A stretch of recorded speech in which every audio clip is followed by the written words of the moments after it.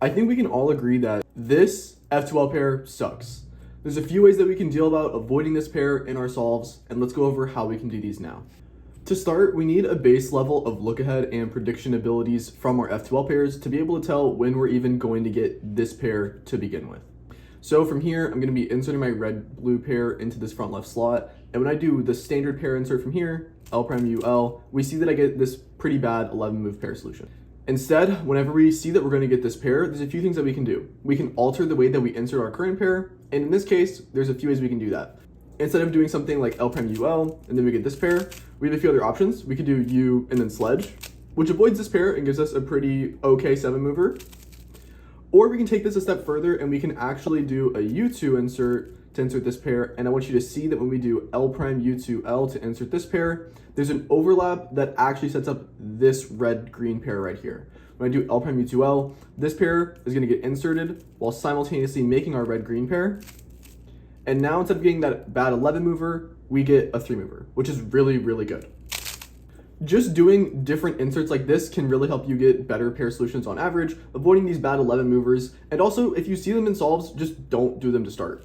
For example, in this instance here, I have this 11 mover situation, but is this really the best pair for me to do right now? If I do it right now, I'm locked into getting this 11 move situation for sure. However, if I do a different pair solution first, for example, maybe this red-blue pair, I can neglect to do this one now. So this is actually a 5 mover instead of an 11 mover, so this is good.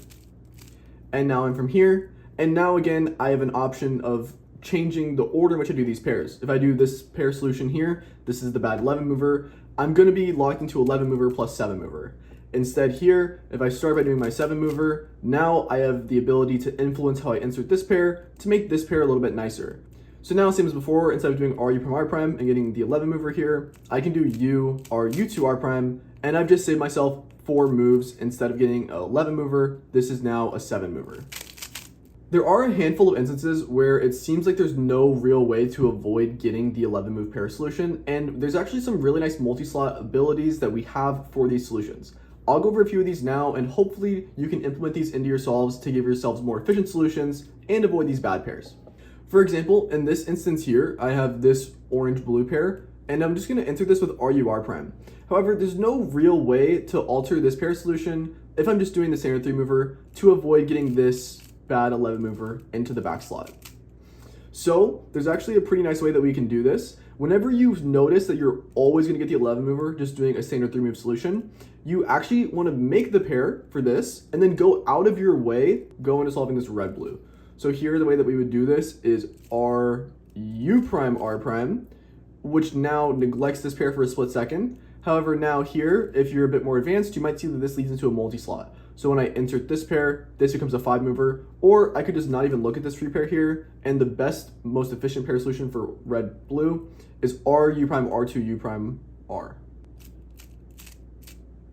And that solves both of my pairs. So here, like I said, the whole pair solution, instead of just solving this now and getting stuck with this 11 mover, we actually cancel into solving this 11 mover first, which makes this pair, and now leaves us with a nice multi-slot. So now our entire last 2 pairs are only 9 moves. Here's another instance here. So if I just do the standard 3 mover pair solution here, I'm stuck with this 11 mover. However, same concept as before. Instead of first just doing this pair and then getting stuck with the 11 mover, what I want to do instead is I'm going to start by pairing up my 3 mover, but then instead of just inserting it, I'm going to move it out of the way. And now again, I've set up a multi-slot. When I solve orange-green, my red-green is going to be a 3 mover. So here, U, L prime, U, L, U2, RU, R prime. It's really important to actually learn the patterns that you've seen in this video. Looking at multi-slot interactions are an intuitive thing. However, once you've seen the pattern once and you know the proper way to approach it, you want to make sure that you're implementing that new 2-pair interaction into your solves. So this requires a high level amount of look ahead and prediction abilities in F2L, but it is something that you should be able to train over time. So if you ever find that you're going to get this 11 mover pair and you want to avoid it, what you can do is you can just save it for later and hopefully it'll make itself easier. If it isn't going to make itself easier on its own, then we have alternate pair inserts that we can use, these being RU prime R prime, or U2 R prime, sledge. And then even in the case where we have like a 3 mover split pair here, instead of just solving it instantly, we can go out of our way and actually do this instead, which is going to set up a better pair in certain situations. So hopefully this helps out. Feel free to try to experiment with these types of things on your own. You can apply a lot of these concepts to other types of pair solutions. For example, like this triple inverse case, you can avoid this a lot with the same type of ideas. Save this for later. If it's gonna end up like this, alternate pair solutions, and then maybe there's even some multi-slot interactions that you can do to avoid even getting this pair in the first place and making it a lot better of a pair in the end. Hopefully this was helpful. Let me know if you have any other thoughts on these types of ideas, and yeah, appreciate you watching. Happy cubing.